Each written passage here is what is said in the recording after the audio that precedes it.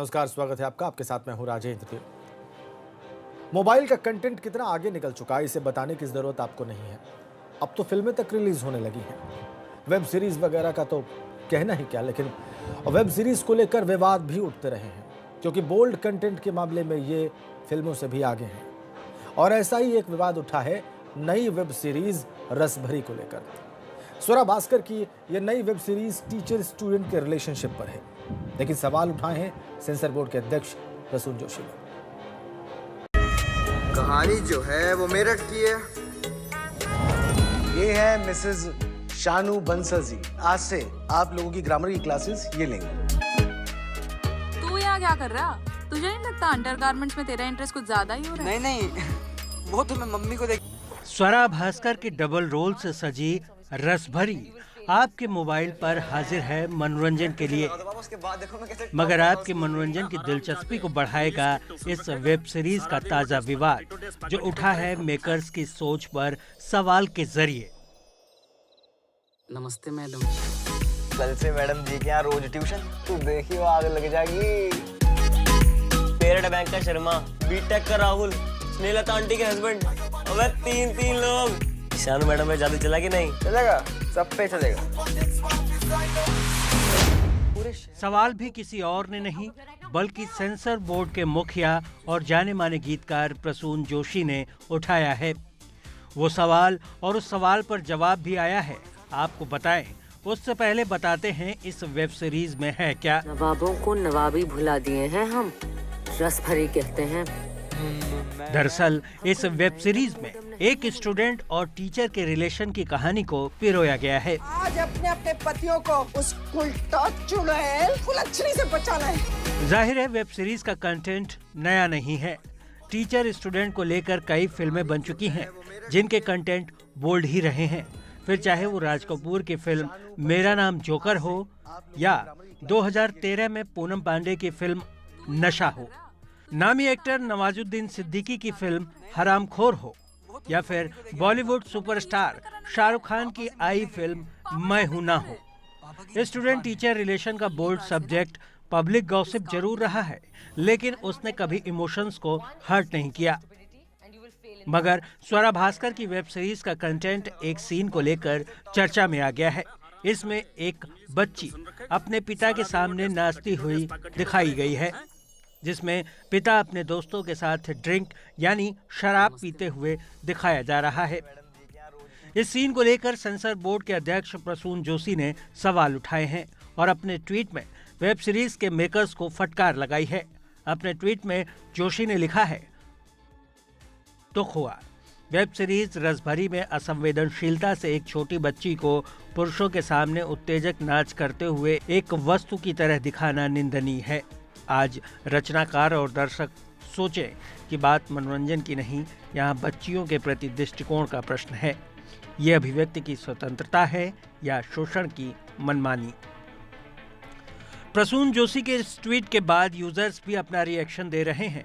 वो स्वरा भास्कर को ट्रोल कर रहे, जिस पर स्वरा ने भी जवाब दिया। अपने जवाब में स्वरा ने लिखा है, आदर सहित सर, शायद आप सीन गलत समझ रहे हैं। सीन जो वर्णन किया है उसके ठीक उल्टा है। बच्ची अपनी मर्जी से नाच रही है, पिता देखकर झेप जाता है और शर्मिंदा होता है। नाच उत्तेजक नहीं है, बच्ची बस नाच रही है। वो नहीं जानती कि समाज उसे भी सेक्सुअलाइज करेगा। सीन यही दिखाता है। वेब सीरीज के कंटेंट को लेकर शिकायतें नई नहीं हैं। इससे पहले भी आई कई वेब सीरीज मुद्दे और सीन को लेकर सवालों के घेरे में रहीं। सीक्रेट गेम्स और मिर्जापुर जैसी सीरीज पर भी फिल्मांकन और गालियों को लेकर सवाल उठे हैं। इन सीरीज के अभिनेता भी ट्रोल किए गए, लेकिन सच्चाई ये है कि चर्चा में रहते हुए इन सीरीज को लोगों ने न केवल देखा बल्कि पसंद भी किया। ऐसे में विवादों की गंभीरता कमाई के मुकाबले कितनी छोटी पड़ जाती है, ये भी किसी से छिपा नहीं है। Bureau report, ABP Ganga. तू यहाँ क्या कर रहा? तुझे नहीं लगता अंडरगारमेंट्स में तेरा इंटरेस्ट कुछ ज्यादा ही हो रहा है? नहीं, वो तो मैं मम्मी को देख। I'm not like your other teachers. One instance of stupidity and you will fail in this class. Yes, ma'am. Chinese app को लेकर केंद्र सरकार ने बड़ा फैसला किया है। 52 पर प्रतिबंध लगा दिया गया है। एक और बड़ा फैसला भारत के हक में हुआ है। ये फैसला राफेल विमानों से जुड़ा है, जिसमें अब 27 जुलाई को 6 राफेल विमानों की पहली खेप हिंदुस्तान पहुंच जाएगी। इनको अंबाला एयरबेस पर तैनात किया जाएगा।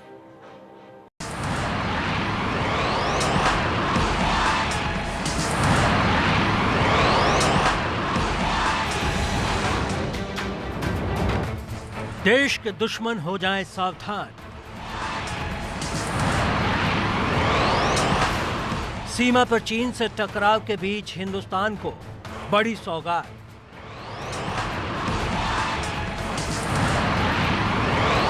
आ रहा है हिंद के आसमान का रक्षक।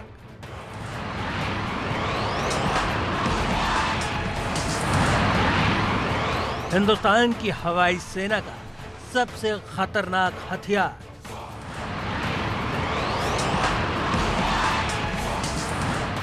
दुश्मन सेना के हर पैतरे को अपनी ताकत से करेगा नाकाम।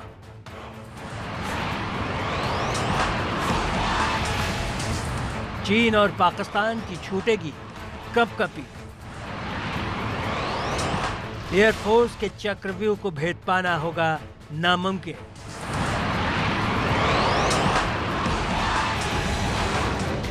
पहले कोरोना को लेकर दुनिया को जंग में झोंकने वाले, फिर एलएसी पर हिंदुस्तान के साथ जंग के हालात पैदा करने वाले चीन की अकल अब ठिकाने लगने वाली है।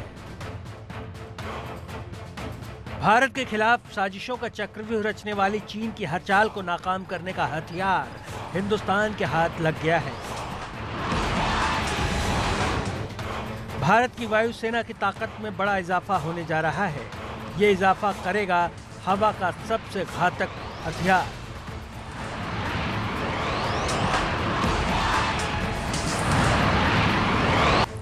फ्रांस से मिलने वाले 36 रफाल लड़ाकू विमानों की पहली खेप 27 जुलाई तक भारत पहुंच सकती है। पहली खेप में भारतीय वायुसेना को कम से कम 6 फाइटर जेट मिल सकते हैं। हालांकि वायुसेना की तरफ से रफाल के जंगी बेड़े में शामिल होने वाली औपचारिक समारोह की तारीख का ऐलान नहीं हुआ है। रक्षा मंत्री राजनाथ सिंह ने फ्रांस की रक्षा मंत्री फ्लोरेंस पार्ले से फोन पर बात कर रफाल की डिलीवरी तयशुदा वक्त पर करने की अपील की थी। ये खेप वैसे तो मई में आनी थी, मगर कोरोना के चलते अब जुलाई में इसकी आपूर्ति मुमकिन हो पाई है। भारत और चीन की सेनाओं के बीच तनातनी शुरू हुई है। जब से भारतीय और चीन सेनाओं के बीच तनातनी शुरू हुई है, तब से भारतीय वायुसेना पूरी तरह अलर्ट है। वायुसेना के सभी फ्रंट लाइन एयरबेस पूरी तरह से चौकस हैं। सुखोई, मिग-29 और मिराज 2000 लड़ाकू विमान चीन सीमा से सटी एयर स्पेस पर कॉम्बैट एयर पेट्रोलिंग कर रहे हैं। सूत्रों के मुताबिक वायुसेना को किसी भी परिस्थिति से निपटने के लिए केवल 8 मिनट में तैयार रहने के निर्देश हैं। इसके पीछे की जो वजह बताई जा रही वो ये कि चीन ने भारत से सटे अपने सभी एयरबेस अलर्ट किए हुए हैं। इनमें लहासा, होटान, नगरी गुंसा, निंगसी और शेनान प्रमुख तौर से शामिल हैं। रफाल लड़ाकू विमान आने से जाहिर है भारत को बढ़त मिल जाएगी। पहले स्क्वाड्रन अंबाला तो दूसरी स्क्वाड्रन पश्चिम बंगाल के हाशिमारा में तैनात होगी। Bureau report, ABP Ganga.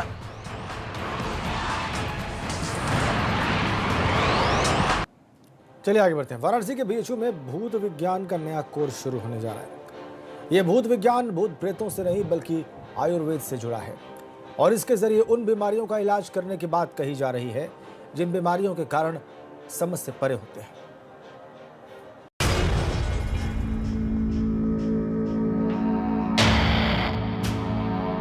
एक ऐसी बीमारी जिसका छोर ढूंढना मुश्किल है, एक ऐसा मर्ज जिसके होने का कारण पता लगाना ही चुनौती है। जाहिर है इन बीमारियों को लेकर कोई भविष्यवाणी करना मुश्किल है। तो फिर सवाल उठता है कि ऐसी बीमारियों को क्या कहा जाए। इस सवाल का जवाब अगर एलोपैथिक इलाज में नहीं मिल रहा तो शायद आयुर्वेद के इलाज में मिल जाए। क्योंकि ऐसी बीमारियों को जो तन से शुरू होकर मन से लिपट जाती हैं, उन्हें आयुर्वेद में जगह दी गई है। और ऐसी बीमारियों का एक बाकायदा विज्ञान है जिसे भूत विज्ञान कहा जाता है। इसे चरक संहिता में भी दर्ज किया गया है। अब इस विज्ञान की पढ़ाई कराने की तैयारी बनारस हिंदू यूनिवर्सिटी यानी BHU ने की है। इसे भूत विद्या बताया जा रहा है। हालांकि ये साफ कर देना ज़रूरी है कि इस विद्या का ताल्लुक भूत प्रेतों से दूर दूर तक नहीं है। BHU के आयुर्वेद संकाय में शुरू किए गए इस 6 महीने के स्पेशल कोर्स की कीमत 50,000 रुपये है, जिसके लिए 30 जून तक आवेदन किया जा सकता है। संकाय के डीन डॉक्टर यामिनी भूषण त्रिपाठी के मुताबिक भूत विद्या की पढ़ाई को लेकर काफ़ी गफलत है, जबकि आयुर्वेद में जिस अष्टांग पद्धति का वर्णन किया गया है उसमें भूत विद्या, रसायन विज्ञान और वाजीकरण तीनों आते हैं। लेकिन आज़ादी के बाद इन्हीं तीनों को छोड़कर बाकी 5 अंगों की पढ़ाई की जाती रही। मेरे यहाँ अष्टांग आयुर्वेद का वर्णन किया चरक में। तो पूरे देश में देश स्वतंत्रता के बाद 5 अंगों का विकास किया गया, जिसमें 16 विभाग बना दिए गए। CCIM हमारी रेगुलेटरी बॉडी है, central council of Indian medicine, वो शिक्षा का कार्यभार संभालती है, रेगुलेटरी बॉडी। लेकिन 3 विभागों को छोड़ दिया उन्होंने। जब मैं डीन हुआ तो मैंने इसको विश्वविद्यालय में एकेडमिक काउंसिल से पास करवाया। उसमें नाम है भूत विज्ञान, रसायन विज्ञान और वाजीकरण विज्ञान। अब ये तीनों मिलाइए तो अष्टांग आयुर्वेद हो गया। डॉक्टर त्रिपाठी के मुताबिक दिसंबर 2019 से ही इन कोर्स के लिए तैयारी की जा रही है। अभी तक जो रिस्पांस मिले हैं वो बेहतर हैं। BHU में कोर्स के लिए जहां अब तक 15 छात्रों ने रजिस्ट्रेशन कराया है, तो वहीं इंग्लैंड में इसे लेकर MSc का कोर्स लॉन्च करने की तैयारी है और इसमें प्रोफेसर त्रिपाठी की मदद ली जा रही है। और मुझे बड़ी खुशी है और संतोष है कि इसका बहुत प्रचार हुआ और 15 लोगों ने अप्लाई किया है भूत विद्या के लिए। उसमें से 3 विदेशी लोग हैं और मेरे कहने पे इंग्लैंड, लंदन से फ़ोन आया कि they want to start a MSc in bhoot vigyan. I am consultant to them now. इस प्रकार से मेरा कहने मतलब है कि भूत इज नॉट घोस्ट। ये घोस्ट भूत प्रेत वाला नहीं है। भूत विज्ञान मतलब कि जिसका कारण पता न हो और जिसका इफेक्ट हो। ये चरक में स्पष्ट लिखा है, पूरे चैप्टर लिखे गए हैं। साल भर में 2 बैच में इस कोर्स को चलाने की तैयारी है। 30 जून के बीच में कोरोना काल भी रहा है। ऐसे में एडमिशन की तारीख आगे बढ़ाई जाएगी या नहीं, इसे लेकर फैसला होना बाकी है। लेकिन ये साफ करना यहाँ बहुत ज़रूरी है कि इस कोर्स को सभी नहीं कर सकते हैं। इस कोर्स को मेडिकल कोर्स पूरा कर चुके छात्र ही कर सकते हैं। जिन छात्रों ने कम से कम MBBS या फिर BAMS की पढ़ाई पूरी कर ली हो, वही छात्र इस कोर्स में एडमिशन ले सकते हैं।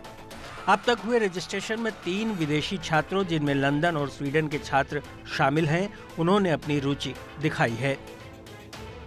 विश्वविद्यालय ने कोर्स का सिलेबस तैयार कर लिया है, बस इंतजार है एडमिशन प्रक्रिया के पूरा होने का।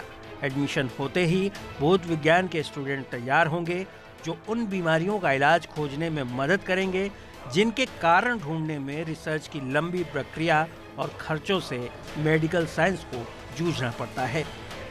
वाराणसी से नितिश पांडे, ABP गंगा।